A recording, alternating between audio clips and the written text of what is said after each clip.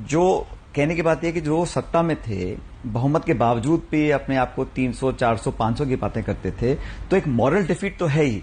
आंकड़े अभी तो फाइनल हुए नहीं है, शायद कल तक पता पड़ेगा एक्चुअली क्या होगा, लेकिन एक जो संदेश है, जो मैसेज है, जो एक देश के लोगों ने एक स्पष्ट संकेत दिया है इस बैलेट ईवीएम के माध्यम से, ये दिया है कि हम लोग इससे खुश नहीं थे।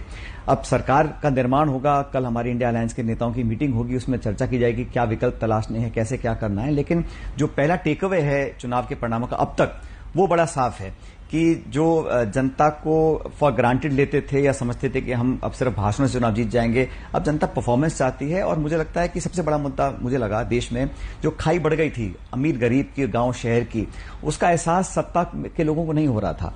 और कहीं ना कहीं उन्होंने अपनी जबान को, अपने इरादों को ईवीएम के माध्यम से स्पष्ट रूप से प्रस्तुत किया है और इससे सबक लेनी चाहिए। और मुझे लगता है कि जो आपने खुद अपने मापदंड तय किए थे, अगर आप उस पर खरा नहीं उतर पा रहे हैं तो कहीं ना कहीं उसको एक्सेप्ट करना चाहिए, एक मॉरल डिफीट एक्सेप्ट करनी चाहिए। आंकड़े, गठजोड़, गठबंधन, तोड़ फोड़, वो बात की बातें हैं, लेकिन राजनीतिकता, नैतिकता ये बोलती है कि हमने जो कहा था हम नहीं कर पाए, जनादेश को स्वीकार करना चाहिए। मैं आपको बताना चाहता हूं, 1989 में राजीव जी प्रधानमंत्री थे, जब जनादेश आया तो कांग्रेस सबसे बड़ा दल था, लेकिन राजीव गांधी जी ने कहा कि मैं सबसे बड़ा दल हूं कांग्रेस पार्टी, लेकिन ये जनादेश हमारे खिलाफ है, हम सरकार नहीं बनाएंगे।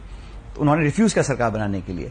तो अलग अलग समय पर अलग अलग लोगों ने कदम उठाए हैं, लेकिन इस जनादेश का जो एक समरी है, जो सारांश है, वो ये है कि एनडीए और बीजेपी को जितना उम्मीद थी, जितना लोग अपना वोट बटोरना चाहते थे, वो नहीं कर पाए, और कांग्रेस को बहुत इजाफा मिला है अपनी सीटों के अंदर, और इंडिया अलायंस के साथियों को बहुत ताकत दी जनता ने।